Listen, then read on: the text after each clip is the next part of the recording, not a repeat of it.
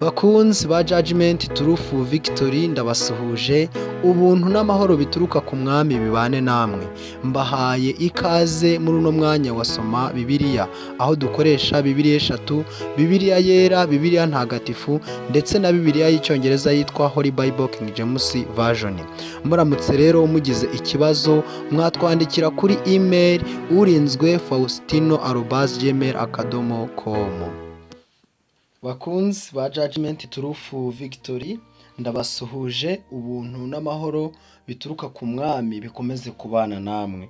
Njyewe nitwa Urinzwe n'Imana Faustin, kandi nanone nkuhaye ikaze muri uno mwanya wa Soma Bibiliya. Nakubwiye ko dusoma Bibiliya umurongo ku murongo, twumva icyo Imana idushakaho cyangwa twumva icyo Imana iduhamagarira buri munsi. Rero nakurarikira gukora subscribe ndetse wakanakora na comment.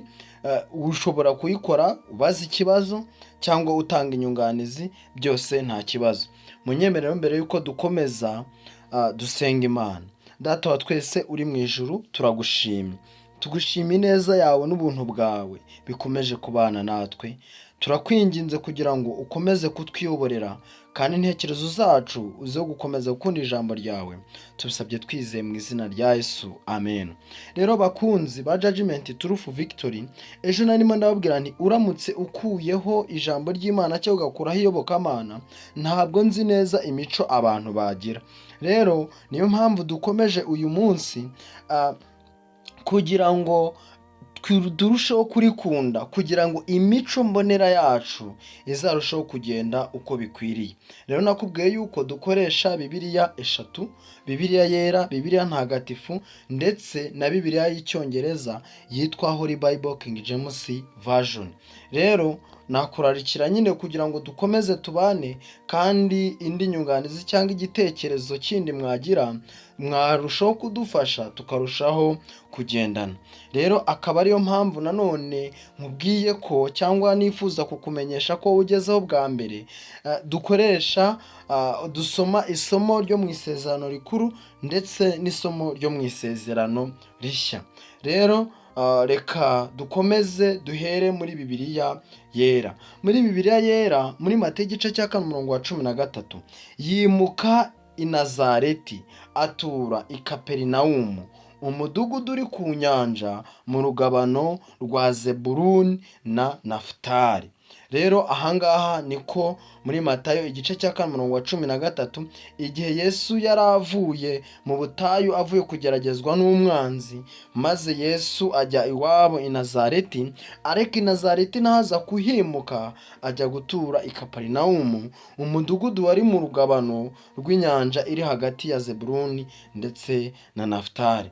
Rero ayo ni amateka turi kubona muri Bibiliya ntagatifu. Baratubwira ngo yimuka i Nazareti ajya kuba Kafarinawumu ku nkuka y'inyanja, mu rugabano rwa Zabuluni na Nafutali. Zabuluni na Nafutali. Rero ahangaha biri kumvikana in Holy Bible King James Version, Matthew chapter 4 verse 13. And living in Nazareth, he came and dwelt in Capernaum, which is upon the sea coast, in the borders of Zabulon and Naphtali. Rero kubasobanukiwe ururimi rw'icyongereza murumva rwose ko bisa. Muri Bibiliya n'ubundi mu isezerano rikuru, muri Itangiriro igice cya 5, maze ntiyita kuri Kayini n'ituro rye. Kayini ararakara cyane, agaragaza umubabaro. Bavandimwe, ahangaha muribuka neza yuko Kayini na Abeli nibo bana ba mbere bari bavukiye nyuma ya Edeni. Hanyuma uyu Kayini yari umuhinzi nk'uko nabikubwiye, cyangwa yari umuntu ubasha kubona ibyo mu butaka. Hanyuma Abeli akaba ari ubasha kubona ibyo mu matungo. Hanyuma bose baza kujya gutura ituro. Hanyuma bagiye gutura ituro, irya Abeli rirashimwa, ariko irya Kayini ntiryashimwa. None ndagira nkubaze impamvu. Ese ni ukubera iki? Nakubwiye ngo wandike muri comment maze umbwire.